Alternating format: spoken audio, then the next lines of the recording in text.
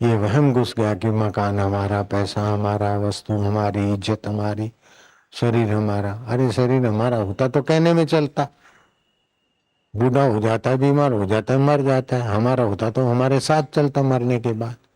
भ्रांति घुस गई, शरीर हमारा है, मकान हमारा है। और सबसे ज्यादा प्यारा शरीर लगता है।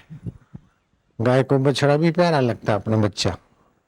लेकिन जब वो जंगल को चरने को नहीं जाते, जब डंडा मारते तो अपने शरीर के बचाव के लिए बच्चे को छोड़ के जंगल में चली जाती।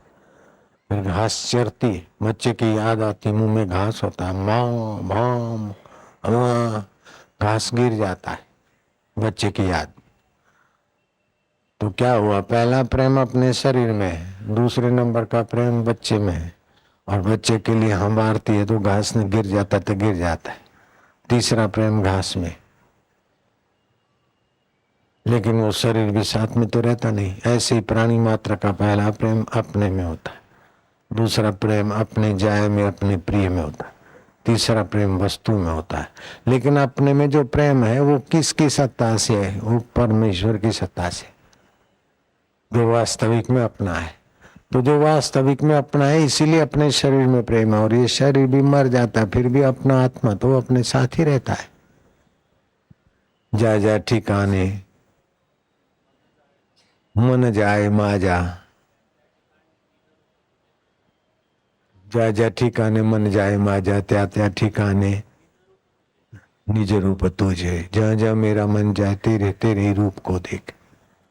ऐसी प्रार्थना करके शांत हो जा। सुबह नींद में से उठे, थोड़ा प्रणाम करके चुप हो जाए, फिर श्वास अंदर जाए, देखो बाहर आए, इसको गिनो। अंदर जाए, भगवान का नाम बाहर आए, गिनो। तो भगवत रस आएगा तो संसार का विकार कम होने लगेगा। और जो जो भगवत रस आएगा, विकार कम होगा, त्यों त्यों बुद्धि शुद्ध होगी। वस्तुएं तुम्हारे पीछे पीछे आएगी, सुख तुम्हारे पीछे पीछे गुजरेंगे। जहां सुमति वहां संपत्ति ना आना। जहां सुमति होती वहां संपत्ति अनेक प्रकार की होती। जहां कुमति वहां दुख निधाना। तमोगुण में, वाणी में तमोगुण आया तो विद्रोह होता है, मन में तमोगुण आया तो बड़े बड़े उपद्रव वाले काम करते, इंद्रियों में तमोगुण आया तो बड़े विकार भोगते। लेकिन वो शांति आई, प्रीति आई तो भगवान को पाते। शराब पीने से तमोगुण बढ़ता है, सारी योग्यता नाश होती है भगवान को पाने की। इसीलिए शराब को निंदनीय बताया। मांस को तो बोले महाराज अपने शास्त्रों में लिखा है देवी को बलि चढ़ाते, मांस खाते, भोग लगा के दारू का भोग लगता है। भाई वो तांत्रिक और स्वार्थी सिद्धि के लिए बताया है। तो बोले है तो अपने शास्त्रों में बात है। तुम ईमानदारी से भगवान का जप करो 6 महीना, कितना भी तांत्रिक हो, फिर बोलो तुम बलि दो, नहीं दे सकता है। बोलो तुम दारू पियो, नहीं पी सकेगा। शुद्ध बुद्धि वाला अशुद्ध नहीं कर सकता है। लेकिन जो अशुद्ध बुद्धि में रमण करते हैं उनके लिए दूसरी उपासना ऊंची नहीं कर सकते। तो चलो ये करो देर सबेर। रोज दारू पीते अथवा रोज मांस खाते तो चलो इतना विधि विधान के बाद पीने को मिलेगा, उतना उसको कंट्रोल करने के लिए व्यवस्था है।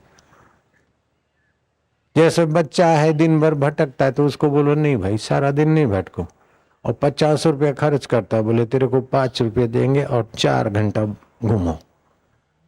तो 4 घंटा और 5 रुपये क्यों देते कि 50 बिगाड़ता और 12 घंटा घूमता, इसलिए 4 घंटा दिया और 5 रुपया दिया। ऐसे शास्त्रों में जो है ऐसा वैसा, तो वो थोड़ा बहुत जो तामसी प्रकृति के लोग हैं उनको मोड़ने के लिए है, जिनको ईश्वर नहीं चाहिए, पाप वासना में लगे, उनको धीरे धीरे पाप वासना की कमी करके भगवान की तरफ लगा। सुख तो भगवान में ही है ना।